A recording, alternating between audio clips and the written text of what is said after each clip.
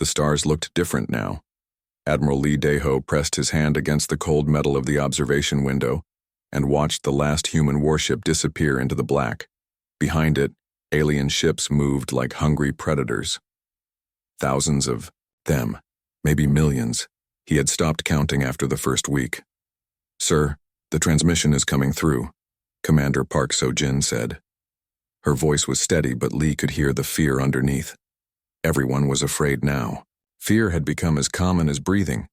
Lee turned away from the window. Luna Command was dying around them. Half the lights were out. The other half flickered like candles in the wind. Broken equipment lay scattered across the floor. The smell of burned metal and smoke filled the air. This had been humanity's greatest military base. Now it was just another ruin. "Put it on the main screen," Lee said. The hologram appeared in the center of the command room. 6 different alien faces looked down at them. The Nethera commander was made of living crystal that caught the light and threw it back in sharp angles. The Vorthak representative had no face at all, just a writhing mass of tentacles and eyes. The lumen was pure energy contained in a glowing shell. The Chitrak looked like a giant insect with too many arms and clicking mandibles. The Kelthani was a cloud of gas that sometimes formed shapes like a face. The Nexari was all metal and wires, and glowing circuits. They were beautiful and terrible. They were also here to destroy humanity. "People of Earth," the Nethera spoke first. Its voice was like glass breaking. "You have fought well for a primitive species, but your war ends now. You have 72 hours to accept our terms." Lee felt his jaw tighten. 12 years of war. 12 years of watching human colonies burn. 12 years of losing friends and family and entire worlds to these monsters. And now, they wanted humanity to just give up. "What are your terms?" Lee asked, even though he already knew. They had made their demands clear from the beginning. The Vorthak's tentacles writhed. When it spoke, the voice came from everywhere at once. "Complete surrender. All human military forces will be disbanded. All human weapons will be destroyed. All human worlds will be placed under our administration. Humans will serve as a labor class for the Galactic Council. You will be slaves," the Chitrak added, its mandibles clicking with what might have been amusement. "But you will live. This is more mercy than we usually show." Lee looked around the command room. 24 officers stared back at him. Some were angry. Some were afraid. All of them were waiting for him to make a choice that would decide the future of the human race. "And if we refuse?" Lee asked. The lumen pulsed brighter. "Then we will sterilize every human world. 8 billion people will die. Your species will become extinct. We have done this before to others who would not accept reason. On Earth, President..." Kim Woo-bin was probably having the same conversation with his advisors. The same impossible choice. Save humanity by making them slaves, or let humanity die free. 72 hours, the Nexari said. Its electronic voice was flat and emotionless. Choose wisely. The transmission ended. The command room was silent except for the sound of failing life support systems and distant explosions as alien ships. "Destroyed the last of Luna's defenses, sir," Park said quietly. "What do we do?" Lee closed his eyes. He thought about his daughter on Earth. She was only 12 years old. If humanity surrendered, she would grow up as a slave. If they refused, she would not grow up at all. "We follow orders," he said finally. "The president will make the decision. We carry it out." But even as he said it, Lee knew what Kim would choose. Any sane leader would choose. 8 billion lives were worth more than human pride. 3 levels below Luna Command's main deck, Dr. Choi Min-ho was not thinking about surrender. He was thinking about quantum frequencies and neural patterns and the data streams flowing across his computer screen. His research lab was one of the few places on Luna that still had full power. He had made sure of that. "Doctor, we need to evacuate," his assistant Nam Soo-jin said. She was young, barely out of university, but brilliant. "The aliens will be here soon." Choi did not look up from his screen. "Not yet. I'm close to something." "Close to what?" "The war is over." "Maybe. Choi said. Maybe not. For 6 months he had been studying captured alien technology, trying to understand how it worked, why it was so much better than human technology. The aliens had faster ships, stronger weapons, better defenses. They should have won the war in weeks, not years. But they hadn't. Something had slowed them down. Something had made the war harder than they expected. Look at this, Choi said, pointing to a wave pattern on his screen. This is the neural frequency of a human brain during combat stress. Sujin frowned. So? Now look at this. Choi switched to a different display. This is the frequency pattern of Nethera crystal technology when it malfunctions. The two patterns were nearly identical. Sujin leaned closer. That's impossible. It has to be a coincidence. What if it's not? Choi pulled up more data. What if human neural patterns can interfere with alien technology? What if that's why the war lasted 12 years instead of 12 days? But we lost, Sujin said. We lost battles. We lost colonies. We lost ships. Choi's fingers flew over the keyboard. But we never lost the war. Not really. Every time they should have finished us, something went wrong. Their computers glitched. Their weapons failed. Their ships had navigation errors. You think we were doing that? Unconsciously? Choi smiled for the first time in months. I think evolution gave us something no other species in the galaxy has. I think our brains developed differently, and I think that difference makes us very, very dangerous to them. Sujin stared at the data. But if this is true, why didn't we know? Why didn't we use it? Because we didn't know what we were looking for, Choi said. But now we do. Above them, Admiral Lee was preparing to surrender. Across the solar system, human forces were laying down their weapons. On Earth, President Kim was probably signing the papers that would make humanity slaves forever. But in a small laboratory on Luna, 2 scientists had just discovered that the war was not over. It was about to begin. Sujin, Choi said quietly. How long would it take you to design a device that could amplify human neural frequencies? I don't know, weeks? Months? We have 72 hours. Sujin looked at the data again. Then she looked at her mentor, then she smiled. Then we better get started. Outside, alien ships moved closer to Luna. Soon they would land and take control of everything. They would strip away humanity's weapons and technology. They would put humans in chains and think they had won. They had no idea what was coming. 3 weeks after the surrender, Ambassador Han Ji-woo walked into the Galactic Council chamber with his head bowed and his shoulders slumped. He looked exactly like what the aliens expected to see. A broken human. A defeated representative of a conquered species. The 6 alien leaders sat in their floating chairs above him. They looked down at Han like he was an insect. Something small and unimportant. Something that had already lost everything that mattered. Human ambassador. The Nethera's crystal voice rang through the chamber. Have your people accepted the new order? Han kept his eyes on the floor. Yes, Council Leader. We are grateful for your mercy. Our people understand that resistance is futile. The Vortex tentacles writhed with pleasure. Good. Your species learns quickly. This will make the transition easier. What the aliens could not see was the small device hidden in Han's collar. It looked like a simple communication badge, but Dr. Choi had built something much more important into it. Every word spoken in this chamber was being recorded and sent to resistance cells across human space.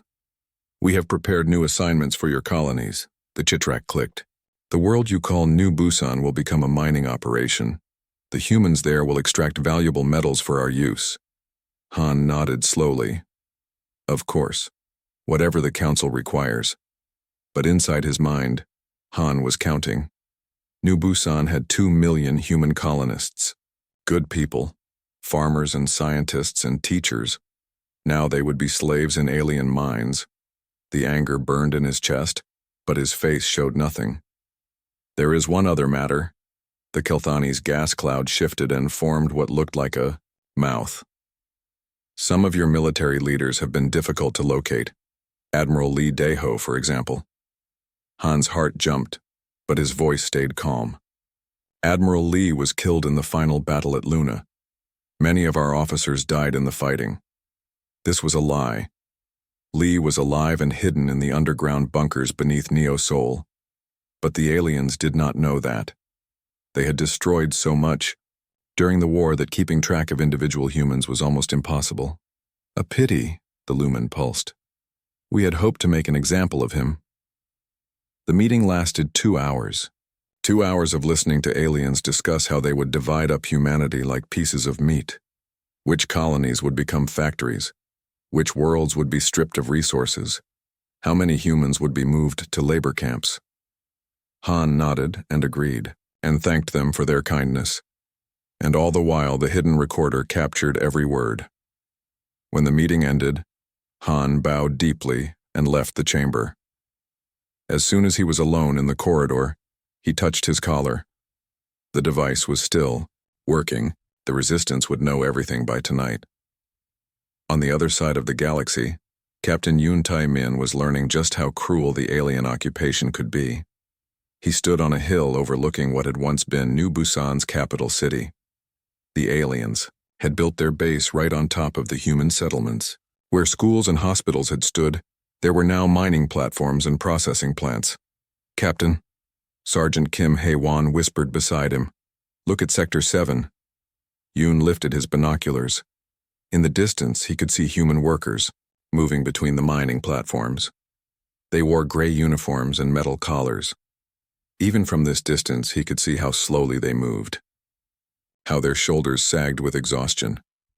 "How many?" Yoon asked. "Our scouts count about 50,000 in this facility alone," Kim replied. "Men, women, and children. The aliens don't care about age when it comes to labor." Yoon lowered the binoculars.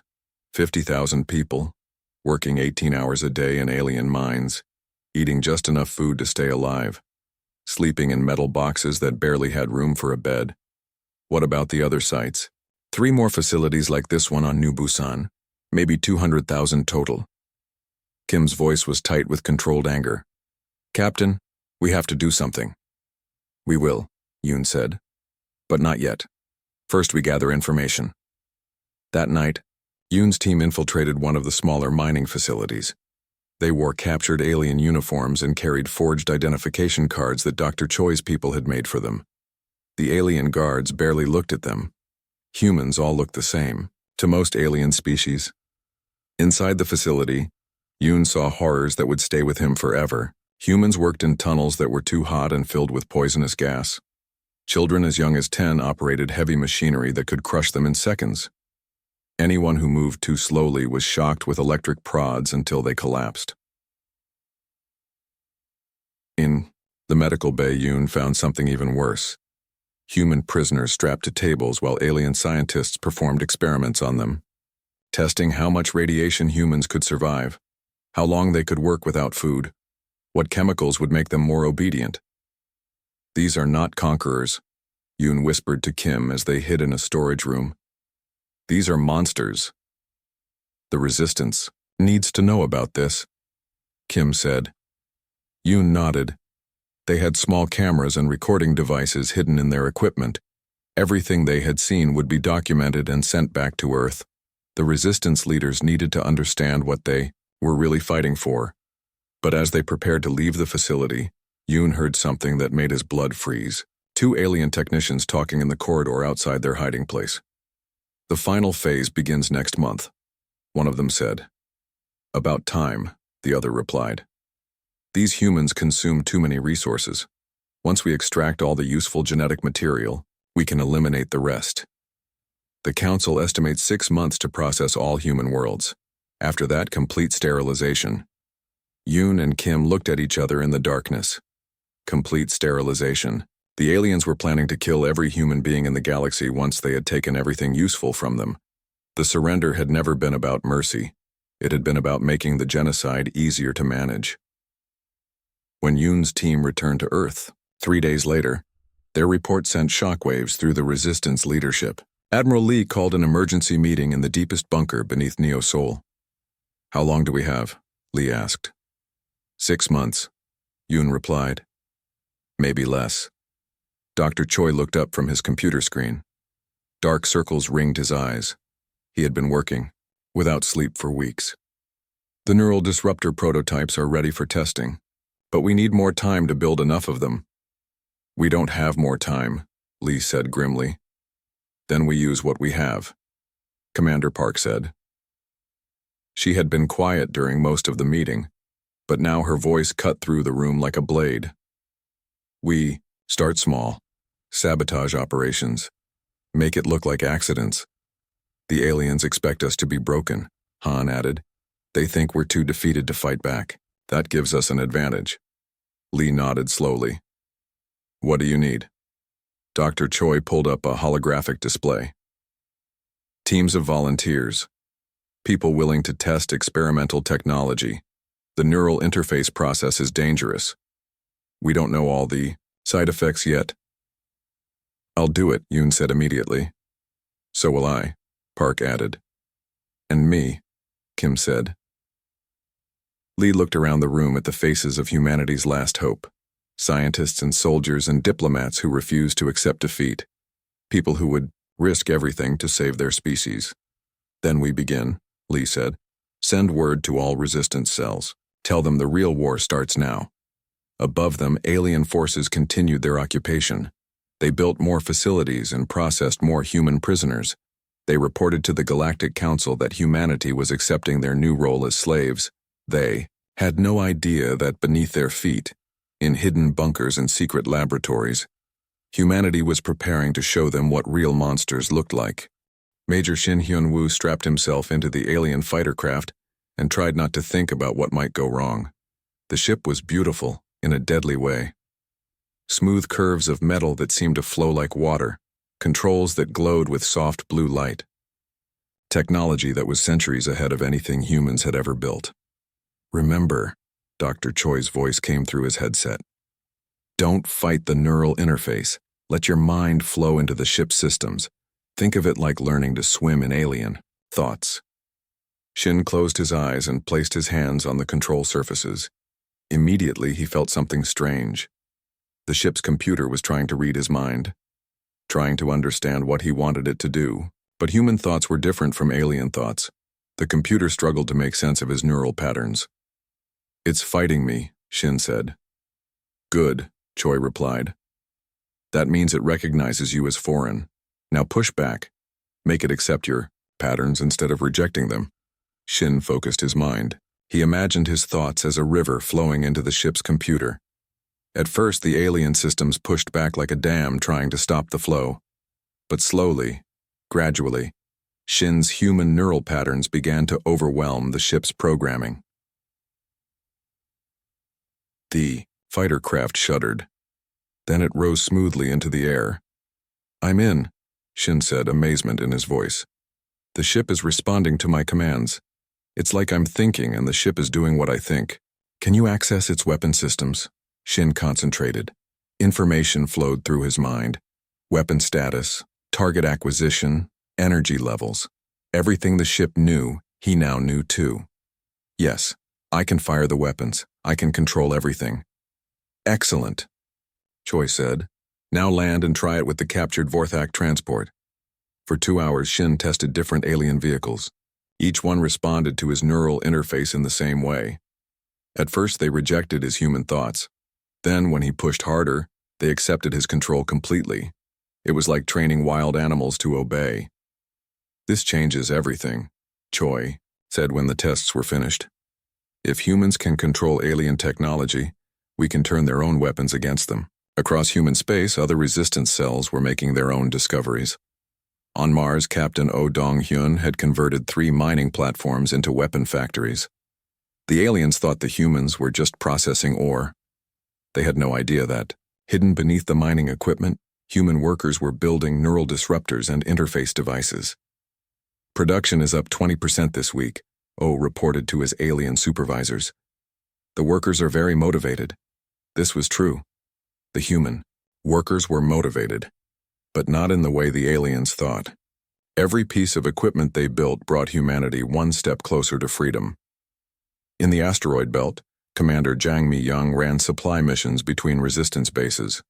Her cargo ships looked like ordinary civilian transports. The aliens rarely bothered to inspect them. Why would they? Humans were defeated, broken. They had no reason to smuggle weapons or supplies. Zhang's ships carried neural interface equipment to resistance cells on 50 different worlds. Hidden in food containers and medical supplies, the devices spread throughout human space like seeds waiting to grow into something dangerous. Package delivered to New Seoul, Zhang reported over encrypted communications. The farmers are very happy with their new fertilizer. New fertilizer. That was the code name for neural disruptors. The farmers were resistance fighters, and they were not growing crops. They were growing a revolution. On Earth, Colonel Kim Hae-won trained civilian volunteers in the use of alien weapons. Old teachers and factory workers and shopkeepers learned to fire energy rifles and operate alien communication equipment. They practiced in abandoned subway tunnels and empty buildings that the aliens never bothered to patrol. The key is not to think like a human, Kim told a group of new recruits.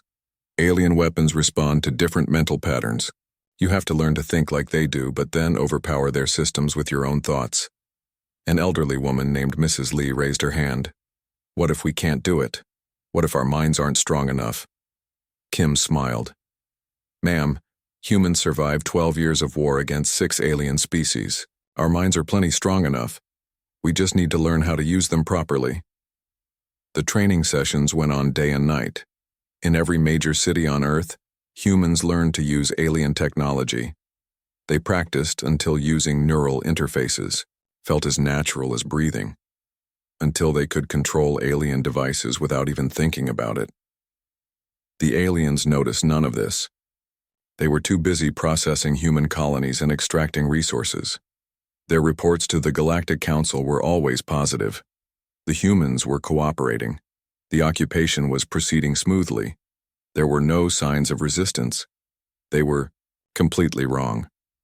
In the underground command center beneath Neo Seoul, Admiral Lee studied intelligence reports from across human space. The numbers were better than he had dared to hope. How many cells are active? He asked Commander Park. 412 confirmed, probably twice that many we haven't made contact with yet. Equipment status? 80,000 neural disruptors distributed. 12,000 interface headsets. 600 captured alien vehicles modified for human use. Lee nodded. It was not enough to win a straight fight, but it was enough for what they had planned.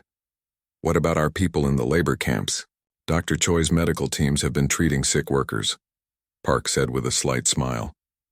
The alien guards think they're giving humans medicine. They don't know the injections also include nanoscale neural interface components. This was the most dangerous part of the plan. Hidden in fake medical treatments, millions of humans in alien labor camps had been given microscopic devices that could amplify their natural neural patterns. When the time came, every human in every camp would become a living weapon against alien technology. Signal strength? We tested it yesterday. A single human with the enhanced nanoscale interface can disrupt alien systems within a 50-meter radius. With millions of humans in camps across the galaxy, we can create interference on a massive scale. Lee felt something he had not felt in months. Hope. Send word to all cells, he said. Phase 2 begins tomorrow. What's Phase 2? Park asked. We stop pretending to be defeated, Lee replied, and we start reminding the galaxy what humans can do when we're truly angry. Above them, alien ships continued their patrols. Alien administrators processed reports on human productivity. Alien scientists planned the final phase of human extinction. None of them suspected that beneath their feet, humanity was preparing to turn their greatest strength into their worst nightmare. The aliens' advanced technology was about to become humanity's most powerful weapon. The network was awake. The trap was set. And tomorrow, the galaxy would learn that humanity's surrender had been the greatest deception in the history of warfare. At exactly 0300 hours Galactic Standard Time, Admiral Lee Dae-ho sent a single-coded message to every human world in the galaxy, 3 words that would change the course of history. The night comes. On Mars, Captain Oh Dong-hyun received the message while pretending to inspect mining equipment. He looked at his watch and smiled. After 18 months of preparation, the moment had finally arrived. "Attention all workers," O announced over the facility's communication system. "We have a gas leak in Section 7. Everyone please evacuate in an orderly fashion." The alien supervisors nodded approvingly. The humans were being responsible and following safety procedures. What they did not know was that gas leak in Section 7 was the code phrase that meant, "Kill every alien in this facility." As soon as the human workers were clear of the main areas, O activated the first neural disruptor. The effect was immediate and terrifying. Every piece of alien technology in the mining platform simply stopped working. Lights went out. Computers crashed. Communication systems died. Even the aliens' personal equipment failed. "What is happening?" The Chitrak supervisor clicked frantically, trying to get his emergency communicator to work. "I don't know, sir," O replied with fake concern. Everything just stopped working at once. While the aliens stumbled around in the darkness, human resistance fighters emerged from hidden positions. They wore night vision goggles and carried weapons that did not depend on alien technology. Simple human guns and explosives that worked perfectly well in the neural interference field. The battle was over in 10 minutes. The aliens never had a chance to call for help or fight back effectively. Their advanced weapons and armor meant nothing when human neural patterns could shut down all their technology. Similar scenes played out across the galaxy. On Europa, Commander Jang Mi-young led an assault on the main alien command post. Her team used neural interfaces to turn the aliens' own defense systems against them. Automated gun turrets that should have protected the base instead fired on alien positions. "This is impossible," the Nexari commander transmitted to its backup systems. "Our weapons are attacking us." "Not impossible," Jang replied, as human fighters stormed through the breached walls. "Just unexpected." On New Busan, Captain Yoon Taemin finally got his chance for revenge. His strike team infiltrated the main processing facility, where thousands of humans were being held in horrible conditions.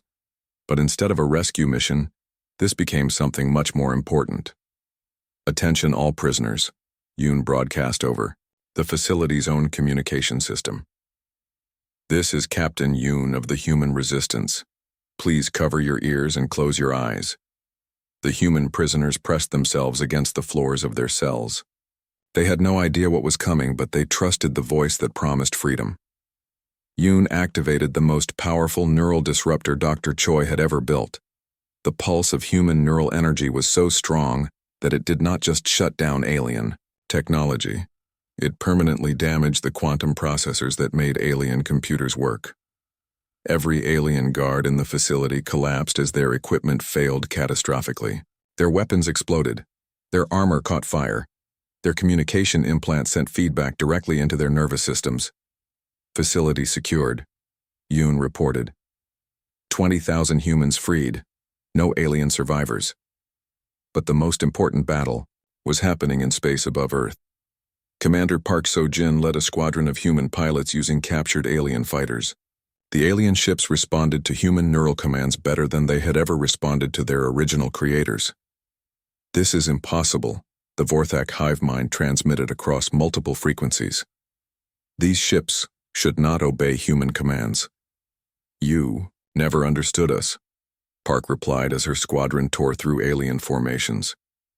"You thought we were just another primitive species. You never bothered to study what makes us different." The human pilots were not just flying alien ships. They were rewriting the ship's programming in real time.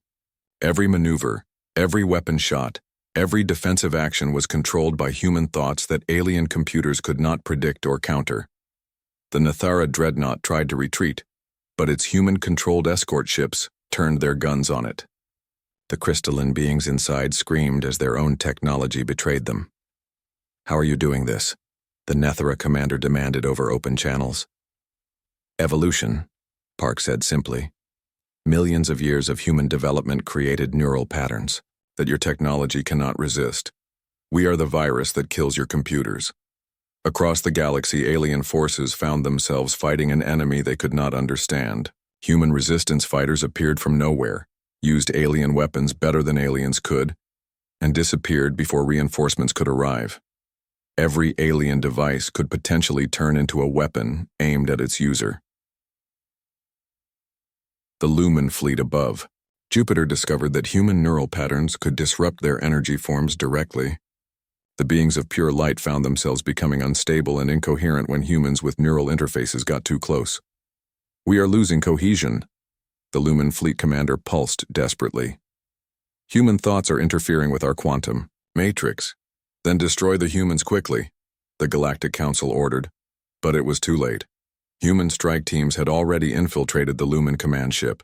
As soon as they activated their neural interfaces, the energy beings began to lose control of their own bodies. They flickered and faded like candles in a hurricane. The Kelthani gas fleets tried to retreat to open space, but human-controlled ships followed them. The gaseous aliens discovered that their containment systems could not function properly when exposed to human neural interference. Their carefully maintained forms began to disperse into random clouds. "Emergency protocols," the Kelthani commander whispered through failing communication systems. "All fleets withdraw to safe distance." But there was no safe distance. Humans had learned to amplify their neural patterns across vast areas of space. The same technology that allowed them to control alien ships also allowed them to disrupt alien biology from thousands of kilometers away.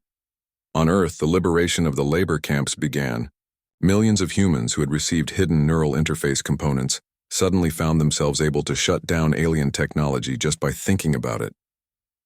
Guards collapsed as their equipment failed. Fences powered down. Communication systems went silent. "This is Colonel Kim Hae-won to all liberated humans," came the broadcast from hidden transmitters. "You are now weapons in the fight for human freedom. Every alien device you touch will fail. Every alien you approach will find their technology useless. Use this power wisely." The prisoners did not need to be told twice. Months of suffering and abuse had prepared them for this moment. They poured out of the camps like a flood of human vengeance, and everywhere they went, alien technology died. The Galactic Council tried to coordinate a response, but their communication networks were failing as human neural interference spread across the galaxy. Every time they tried to use their advanced quantum computers, human thoughts crashed the systems. "Status report," the Nexari demanded.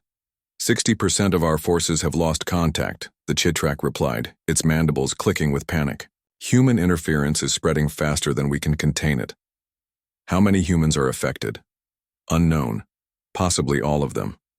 Our sensors cannot function properly in areas with high human populations."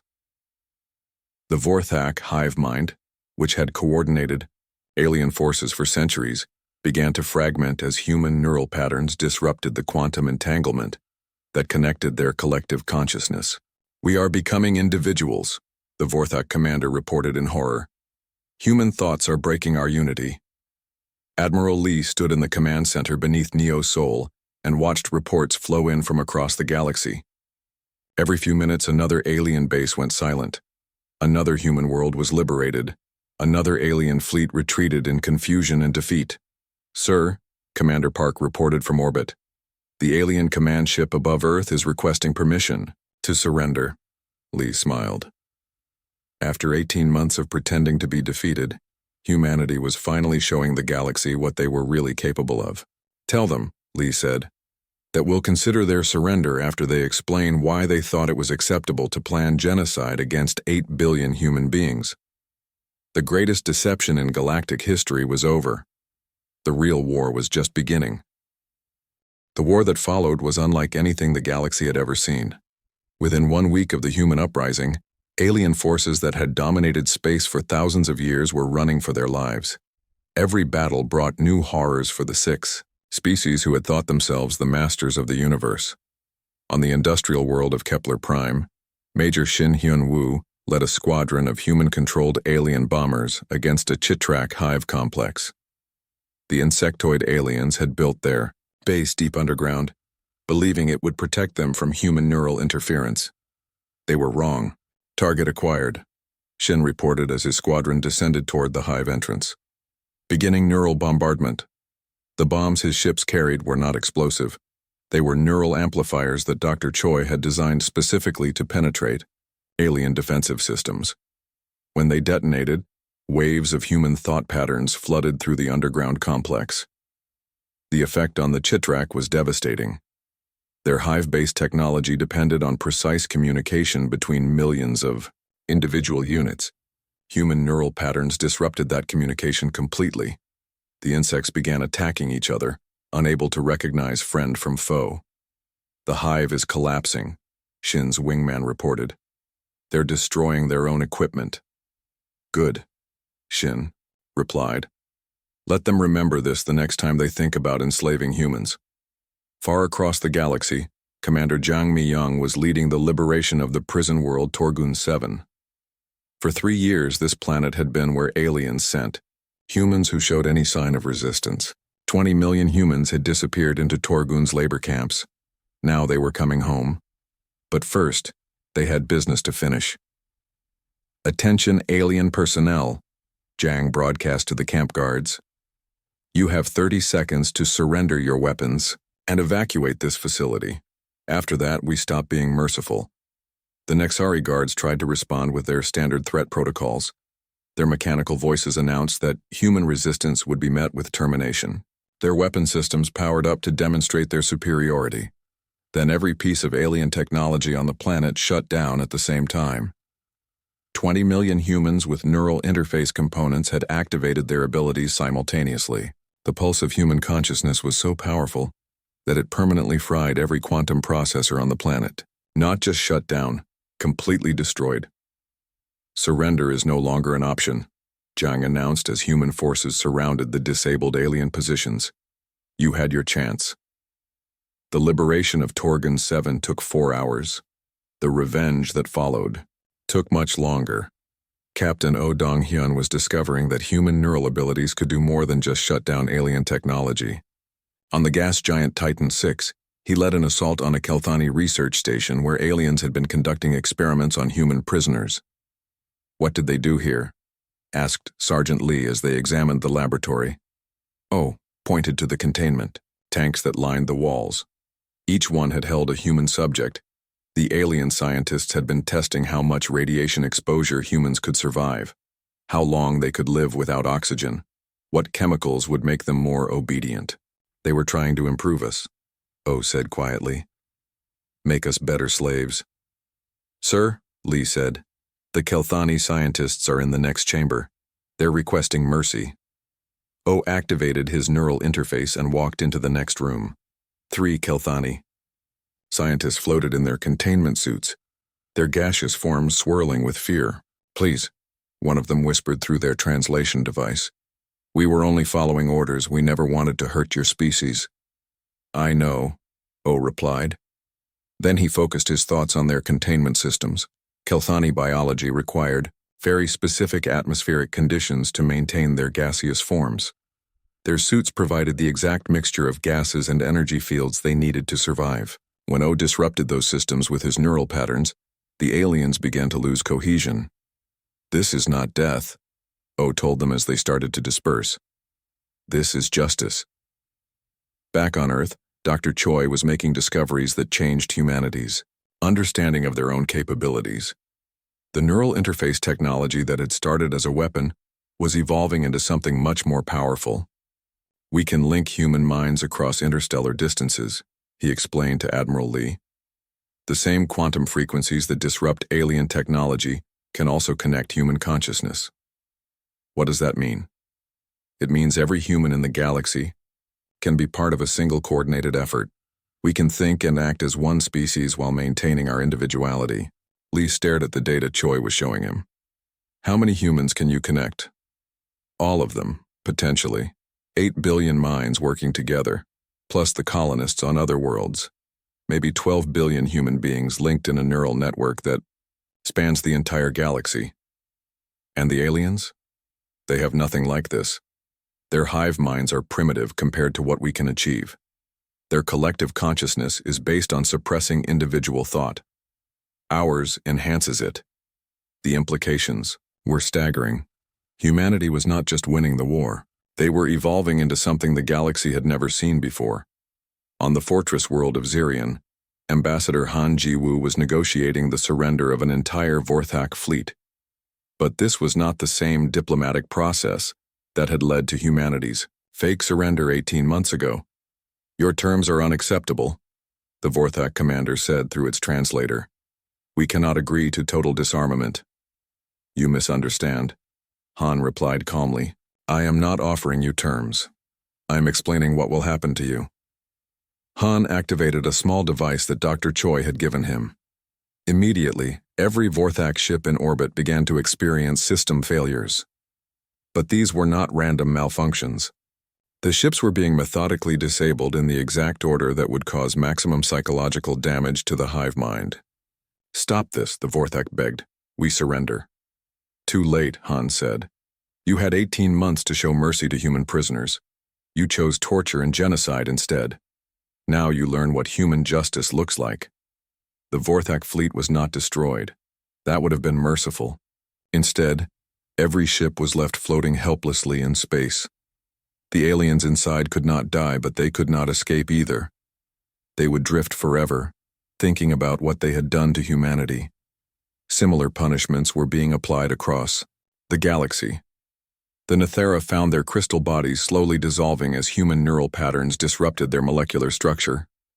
The Lumens discovered that human thoughts could trap them in containment fields they could not break.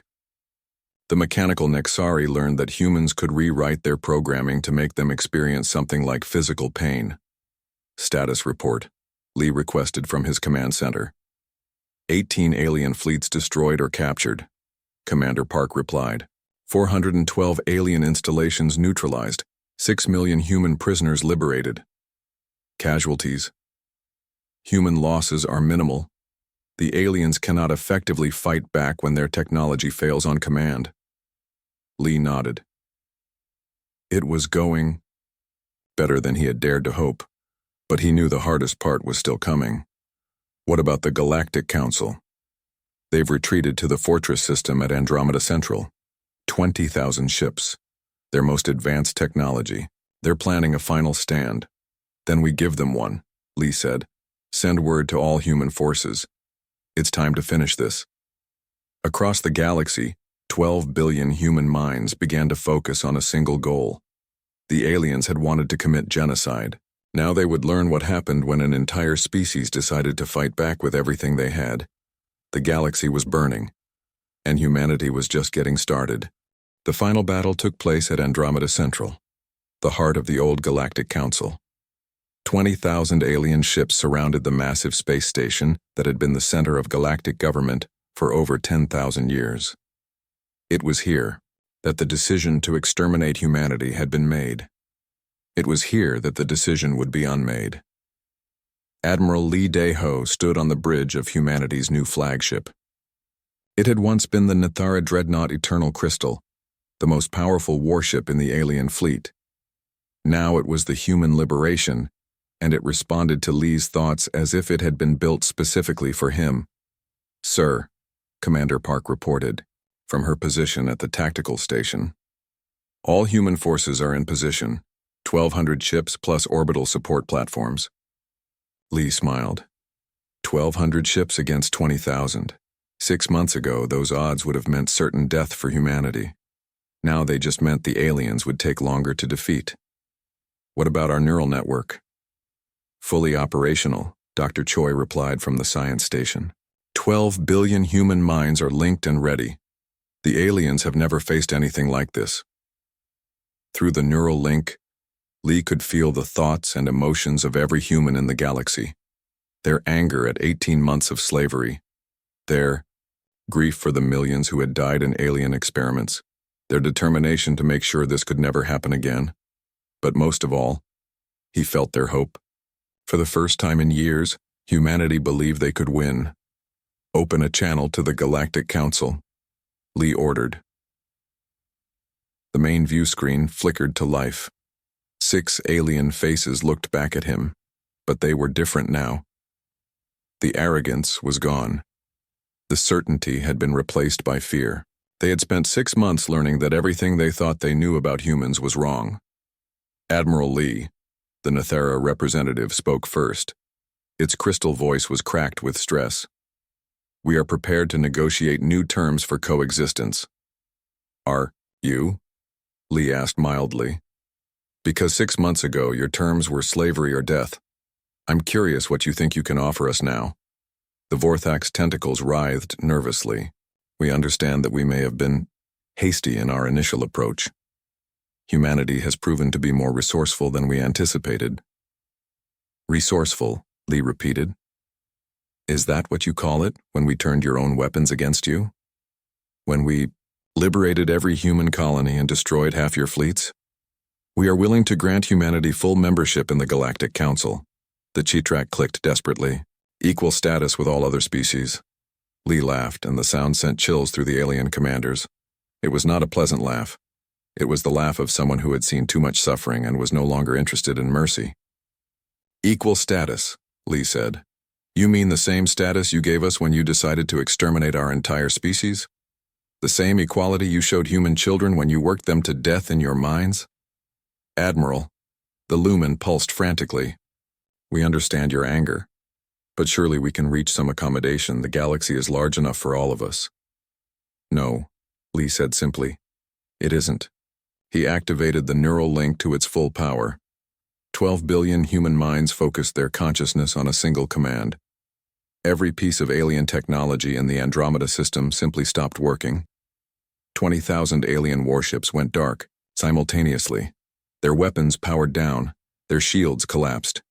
Their life support systems flickered and died. In seconds, the most powerful fleet in galactic history became 20,000 metal coffins drifting in space. "This is impossible." The Nexari's electronic voice crackled through failing speakers. "Our quantum computers are hardened against all known forms of interference." "But not against evolution," Dr. Choi said calmly. "Human neural patterns represent something genuinely new in the galaxy. Your technology was never designed to defend against consciousness itself." On the space station, alien leaders who had ruled the galaxy for millennia found themselves trapped in rooms where nothing worked. Their communication systems were dead. Their transportation was offline. Even their basic life support was failing, as human thoughts disrupted every quantum processor in the facility. "What do you want from us?"